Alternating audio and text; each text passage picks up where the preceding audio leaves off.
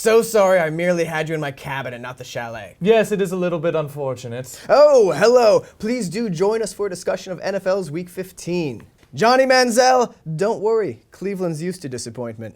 And how much for your sporting football team, Washington? $40,000? I'm just gonna sell it for parts anyway. This is the Sporting Gentleman.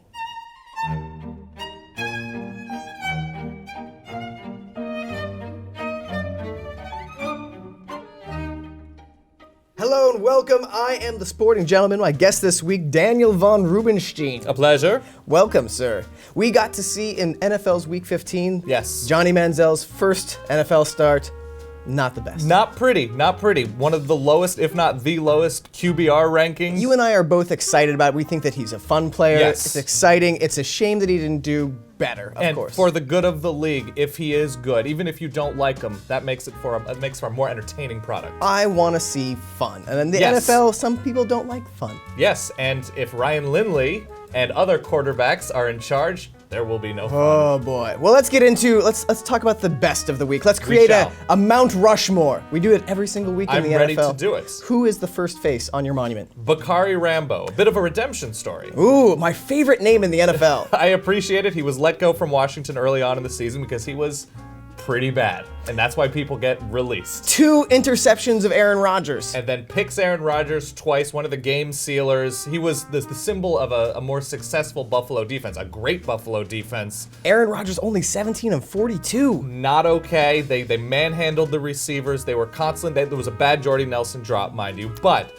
beyond that, Buffalo did a fantastic job, and Rambo was that centerpiece. Ooh, I am going to go with Jeremy Hill. Ooh, the I like NFL's that pick. only 100-yard rusher in Week 15. Yes, he was extraordinary, comes on with injuries in the backfield for Cincinnati, going against a pretty decent Cleveland defense. Yeah, you can. And he galloped through that defense. And I think what we've seen here with Cincinnati, Jeremy Hill, 148 yards rushing. Gio Bernard also got 17 carries, I think. Yeah, and 15, somewhere in there, 15 yeah. to 79 yards rushing. Yep. And we've seen, I think this is the blueprint for the Cincinnati Bengals to maybe finally win a playoff game. Get the ball out of Andy Dalton's hands. Yep. The next thing I have, Des Bryant. Oh, what a game he had. His performance against Philadelphia.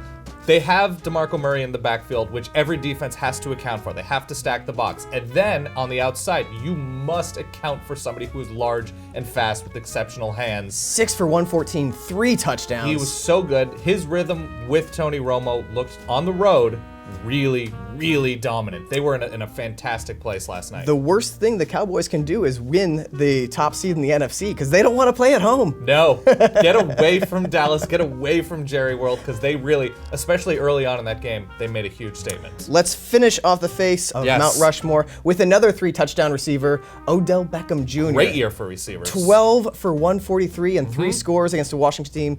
I checked in the New York City area. The local listings for the early games, the only game on television was Washington and New York. Yes. And I said, ugh, but then I was like, oh wait, Odell Beckham Jr.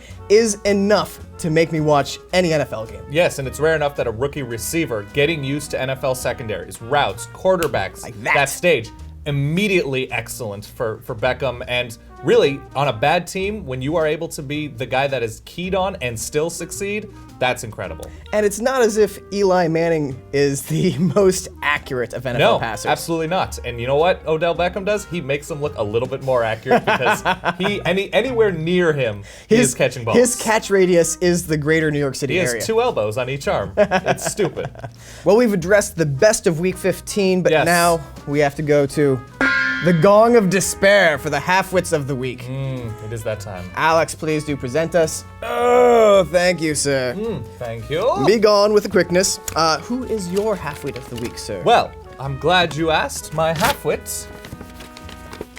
If I can, it is a halfwit fold. Compelling video. It is quarterbacks in general, but let's look at Charlie Whitehurst. Ooh, 10 of 24 against a team that allows a quarterback rating of 104.6. Yes, Mr. Whitehurst, along with players like Tom Savage, Ryan Lindley, even Aaron Rodgers this week against Buffalo, just a poor, and we mentioned Johnny Manziel, of course, a poor week for quarterback play in general. Even teams that won games. Yes.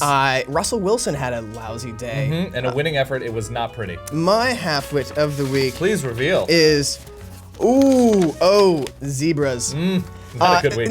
Not even actually. I would prefer actual zebras to the refereeing that we saw in NFL Week 15. That would be highly entertaining. Now, again, it's never fun to pick on referees. It's Not an easy job. It's something that lame fans do. However, Right. I have to point out that terrible roughing the passer penalties, both against Matt Ryan and Russell Wilson. Mm-hmm. A Sunday Night Football game that should have been much more entertaining was littered with laundry. So on the many field. flags. And the star of this turd in the punch bowl is Jeff Triplett, the activist ref who, when things go to, like, for example, Robert Griffin III's touchdown yesterday, which was indeed a touchdown. Yes, it was. Nope, that was a fumble out of the end zone. Jeff Triplett, when you see a play that's like, oh, well, it's obviously this, he likes to look at it in a different way and be like, what can I do with this? He is refereeing jazz musician. He is is interpreting and improving on the fly. You're a college football fan. I am. You complain about Pac-12 refs. Yes. He is that conference's terrible refereeing, just compressed into one He's person. the Megazord of Pac-12 refs. That's what the NFL has. That is precisely it. Oh, that horrifies me. We close with a bit of advice and a look forward on the schedule. Thursday Night Football,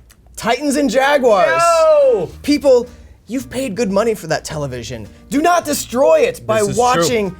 Titans and Jaguars. That should not be on primetime Just television. enjoy your television set. The There curves. is a 2-hour episode of Bones on Fox. Enjoy that. Oh. Exodus, Age of Extinction, now in theaters. Christian Bale. I would pay money to not watch Titans and Jaguars, and you may as well watch literally anything else on the planet.